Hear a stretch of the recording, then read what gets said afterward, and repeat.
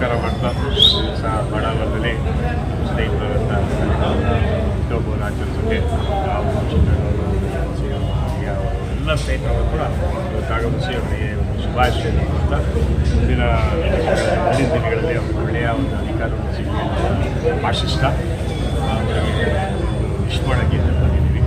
ಏಕೆಂತಂದರೆ ಕಾಂಗ್ರೆಸ್ ಪಕ್ಷದಲ್ಲಿ ಸಲೀಂ ಅವರು ಇವತ್ತೇನು ಸುಮಾರು ಹುಡುಗಾಗಿಂದಲೂ ಕೂಡ ಇವತ್ತೇ ಇರ್ಬೋದು ಪ್ರತಿಯೊಬ್ಬರು ಕೂಡ ಈ ಒಂದು ಇದನ್ನು ಕಾಂಗ್ರೆಸ್ ಪರವಾಗಿ ನಿಂತ್ಕೊಂಡು ಮಾಡ್ಕೊಂಡು ಬರ್ತಾ ಇದ್ದಾರೆ. ಈಗ ಸಲೀಂ ಅವರು ಇವತ್ತೆಲ್ಲ ನಾವು ನೋಡಿರೋ ಪ್ರಕಾರವಾಗಿ ಪ್ರತಿಯೊಬ್ಬರು ಸಾರ್ವಜನಿಕ ಸೇವೆ ಬೇಕಾದಷ್ಟು ಸೇವೆ ಮಾಡ್ಕೊಂಡು ಬಂದಿದ್ದಾರೆ.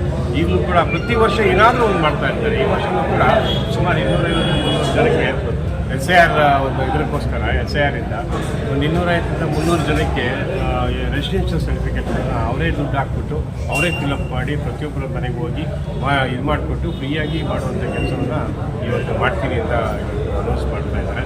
ಯಾಕೆಂತಂದರೆ ನಾವು ಅವತ್ತಿಂದಲೂ ನೋಡ್ಕೊಂಡು ಬರ್ತಾ ಇದ್ದೀವಿ. ನಾನು ಸುಮಾರು ಒಂದು 10-15 ವರ್ಷದಿಂದ ನಾನು ಬರ್ತಾನೆ ಆಚರಿಸ್ತಾನೆ ಬರ್ತಾ ಇದ್ದೀನಿ.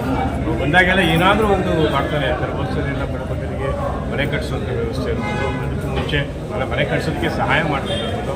ಪಬ್ಲಿಕ್ಕು ನಾವು ಇದನ್ನು ಕೂಡ ಏನು ಈ ಶೆಲ್ಟರ್ಸು ಏನು ಬಸ್ ಸ್ಟ್ಯಾಂಡ್ ಶೆಲ್ಟರ್ಸ್ ಮಾಡ್ಕೊಟ್ಟಿದ್ದಾರೆ, ಅದರ ಮುಂಚೆ ಮಾಧ್ಯಮ ಕಟ್ಕೊಟ್ಟಿದ್ದಾರೆ, ಸ್ಕೂಲ್ ಸೇವೆ ಮಾಡುವಂಥದ್ದು ಪ್ರತಿ ವರ್ಷವೂ ಏನಾದರೂ ಒಂದು ಮಾಡ್ತಾ ಇರ್ತಾರೆ. ಈ ವರ್ಷವೂ ಕೂಡ ಅದೇ ರೀತಿಯಾಗಿ ಒಂದು 250-300 ಜನಕ್ಕೆ ಒಂದು ಸರ್ಟಿಫಿಕೇಟ್ ಅಂದರೆ ರೆಸಿಡೆನ್ಷಿಯಲ್ ಸರ್ಟಿಫಿಕೇಟ್ ಇವತ್ತು SIRಗೆ ಬಹಳ ಮುಖ್ಯವಾಗಿ ಬೇಕಾಗಿರುವಂತಹ ಒಂದು ಆಧಾರ ಅಂತಂದರೆ ಗುರುತು ಅಂತಂದರೆ ಇದು ರೆಸಿಡೆನ್ಷಿಯಲ್ ಅಂದರೆ ಮನೆಯ ಗುರುತು ಪತ್ರ ಅಂಥದ್ದನ್ನು ಇವರೇ ನಿಂತ್ಕೊಂಡು 250-300 ಜನಕ್ಕೆ ಸ್ವತಃ ಮಾಡಿಕೊಡ್ತಾ ಇದ್ದಾರೆ. ಪ್ರತಿಯೊಬ್ಬರು ಇನ್ನೂ ಅವರಿಗೆ ಮುಂದಿನ ದಿನಗಳಲ್ಲಿ ಏನು ಸಭೆ ಆಗ್ಬೋದು ಅಥವಾ ಇದಾಗ್ಬೋದು, ನಮ್ಮ ಕಾರ್ಪೊರೇಷನ್ ಸೇರಿಸ್ಬೋದು ಏನಾದರೂ ಕೂಡ ಆಗಲಿ ಆ ಟೈಮಲ್ಲಿ ಇವರಿಗೆ ಒಂದು ಅವಕಾಶವನ್ನು ಕೊಡಿ, ಅಧಿಕಾರದ ಅವಕಾಶ ಕೊಡಿ. ಅಧಿಕಾರ ಇದ್ದರೆ ಇನ್ನೂ ಜಾಸ್ತಿ ಸೇವೆ ಮಾಡ್ಬೋದು ಅನ್ನುವಂಥ ಮಾತನ್ನು ಕೂಡ ಈ ಸಮಯದಲ್ಲಿ ಹೇಳ್ತೀನಿ. ಅದರಿಂದ ನಮ್ಮೆಲ್ಲ ಜನತೆ ಪರವಾಗಿ ಇನ್ನೂ ಒಂದು ಸಾರಿಗೆ ನಗರ ಸದಸ್ಯರು, ಕಸ್ತೂರಿ ಕರ್ನಾಟಕದ ವಿವಿಧ ಸಂಘಟನೆ ಒಕ್ಕೂಟದ ಕರ್ನಾಟಕ ರಾಜ್ಯ ಉಪಾಧ್ಯಕ್ಷರು, ಚಿಕ್ಕಬಳ್ಳಾಪುರ ಪುರಸಭೆ ವ್ಯಾಪ್ತಿಯ ಕಾಂಗ್ರೆಸ್ ಅಧ್ಯಕ್ಷರಾದಂಥ ಮೊಹಮ್ಮದ್ ಸಲೀಂ ಅವರಿಗೆ 43ನೇ ಹುಟ್ಟುಹಬ್ಬದ ಶುಭಾಶಯಗಳು. ದೇವರವ್ರಿಗೆ ಆಯುಷ್ಯ ಆರೋಗ್ಯ ಐಶ್ವರ್ಯ ಕಾಪಾಡಿ ಅವರಿಗೆ ಕುಟುಂಬದವರಿಗೆ. ಮತ್ತು ಈಗೊಂದು ಅವರು ಹೇಳಿದ್ರು ರೆಸಿಡೆನ್ಷಿಯಲ್ ಸರ್ಟಿಫಿಕೇಟು 250-300 ಜನಕ್ಕೆ ಅಂತ. ಅದನ್ನು ನಾನು ಹೇಳ್ತಾ ಇದ್ದೀವಿ, ಕಸ್ತೂರಿ ಕರ್ನಾಟಕ ಸಂಘಟನೆ ವತಿಯಿಂದ ಮತ್ತು ಹ್ಯೂಮನ್ ರೈಟ್ಸಿಂದ ಎಷ್ಟು 1000 ಜನ ಬಂದರೂ ನಾವು ಅವ್ರ ಹುಟ್ಟುಹಬ್ಬದ ಪ್ರಯುಕ್ತ ಫ್ರೀಯಾಗಿ ಮಾಡಿಕೊಡ್ತೀವಿ. ಎಷ್ಟೇ 1000 ಜನ ಬರಲಿ ನಾವು ಫ್ರೀಯಾಗಿ ಮಾಡಿಕೊಡ್ತೀವಿ. ಜನಗಳು ಸೇವೆ ಮಾಡೋಕ್ಕೆ ಅಂತಲೇ ನಾವು ನಿಂತಿರೋದಿಲ್ಲ.